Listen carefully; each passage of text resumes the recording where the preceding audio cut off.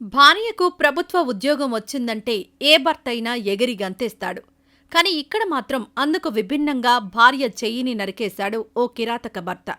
West Bengal రాష్ట్రంలోని తూర్పు బుర్ద్వాన్లోని కేతుగ్రామ్ గ్రామంలో ఆదివారం తెల్లవారుజామున ఈ ఘటన జరిగింది. పోలీసులు తెలిపిన వివరాల ప్రకారం షేర్ మహమ్మద్, రేణూ ఖాతున్ భార్యాభర్తలు. 2017లో వీరి పెళ్లి జరిగింది.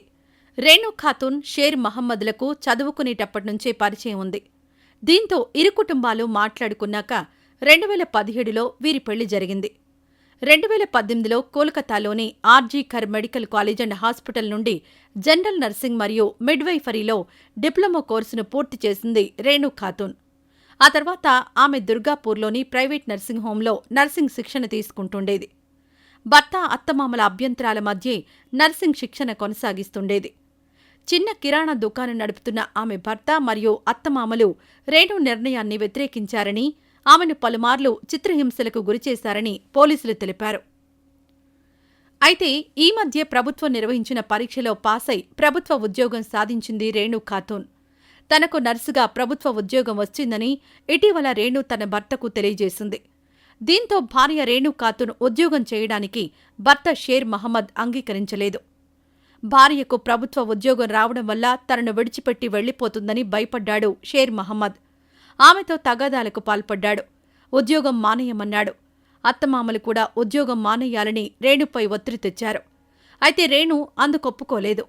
ఈ క్రమంలో ఆదివారం తెల్లవారుజామున రేణూ ఖాతున్ నిద్రలో ఉండగా షేర్ మహమ్మద్ తన ఇద్దరు స్నేహితులతో కలిసి కొడవలితో ఆమె కుడిచేతిని నరికాడు.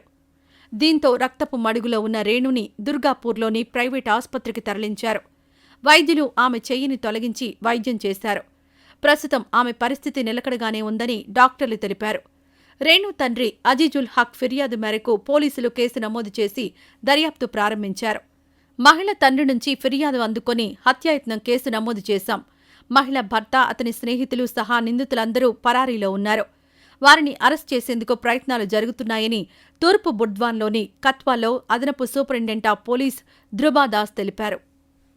ఇక ఇదిలా ఉంటే, ఎక్కడో పుట్టి ఎక్కడో పెరిగి పెళ్లి అనే 3 ముళ్ల బంధంతో ఇద్దరు వ్యక్తులు ఒకటవుతారు. ఎలాంటి రక్త సంబంధం లేకుండా చివరి వరకు తోడు నీడగా ఉంటారు భార్యాభర్తలు. ఎంతటి కష్టం వచ్చినా, సంతోషం వచ్చినా ఇద్దరూ కలిసి పంచుకుంటారు. అలా సుమారు 4 దశాబ్దాలుగా కలిసి బ్రతికిన ఓ జంట చివరకు మృత్యువును కూడా కలిసే భాగం పంచుకున్నారు. ప్రతి హృదయాన్ని కలిచివేసే విధంగా ఉన్న ఈ ఘటన కామారెడ్డి జిల్లాలో వెలుగుచూసింది. కామారెడ్డి జిల్లా కేంద్రంలోని బ్యాంకు కాలనీలో నివాసముండే 60 సంవత్సరాల గజవాడ కుబేరాణికి 55 సంవత్సరాల లక్ష్మితో 38 ఏళ్ల క్రితం వివాహం జరిగింది. ఈ దంపతులకు 2 అమ్మాయిలున్నారు. 2 కుమార్తెలు సమీరా, సుష్మకు గతంలోనే పెళ్లిళ్లు చేశారు. పెద్ద కూతురు సిద్దిపేటలో ఉంటోంది. చిన్న కూతురు కామారెడ్డిలో నివాసం ఉంటోంది. 2 కూతుళ్లు బాగానే స్థిరపడ్డారు. వైవాహిక జీవితంలో ఎలాంటి అరమరికలు లేవు. ఒకరంటే మరొకరు విడిచి ఉండలేనంత అనురాగం, ఆప్యాయత పెనవేసుకున్నాయి. లక్ష్మీ, కుబేరం చివరి మజిలీ గడుపుతున్నారు. సోమవారం రాత్రి 10 గంటల ప్రాంతంలో దంపతులిద్దరూ తమ కూతుళ్లతో ఫోన్లో మాట్లాడారు. ఆనందంగా ఉన్నామని కూతుళ్లకు చెప్పారు. అయితే అర్ధరాత్రి సమయంలో కుబేరం, లక్ష్మీ దంపతులు ఇంట్లో ఫ్యాన్కు ఉరివేసుకుని ఆత్మహత్య చేసుకున్నారు. ఉదయం 8 అవుతున్నా ఎవరూ బయటకు రాకపోవడంతో చుట్టుపక్కల వారు గమనించి పోలీసులకు సమాచారం అందించారు. కామారెడ్డి పట్టణ ఎస్హెచ్ఓ నరేష్, ఎస్ఐ రాములు తమ సిబ్బందిని తీసుకుని ఘటనా స్థలానికి చేరుకున్నారు. ఇంటి తలుపులు తెరిచి మృతదేహాలను ఏరియా ఆస్పత్రికి తరలించారు. ఘటనా స్థలంలో దంపతులు రాసిన సూసైడ్ లెటర్ను పోలీసులు స్వాధీనం చేసుకున్నారు. అందులో తమ చావుకు ఎవరూ బాధ్యులు కాదని, తామిద్దరం ఇష్టపూర్వకంగానే చనిపోతున్నట్లు రాశారు. అంతేకాదు, దయచేసి తమ మృతదేహాలను పోస్టుమార్టం చేయవద్దని, అలాగే ఇద్దరి కర్మకాండలు ఒకే దగ్గర చేయమని సూసైడ్ లెటర్లో రాశారు.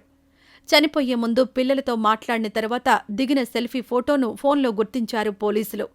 అయితే దంపతుల బలవన్మరణానికి స్పష్టమైన కారణం తెలియరాలేదు.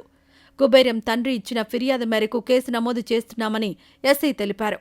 గత కొంతకాలంగా కుబేరం, లక్ష్మి తరచుగా అనారోగ్యానికి గురవుతున్నారని కుటుంబ సభ్యులు తెలిపారు. అనారోగ్య కారణాలతోనే ఆత్మహత్య చేసుకుని ఉంటారని భావిస్తున్నారు.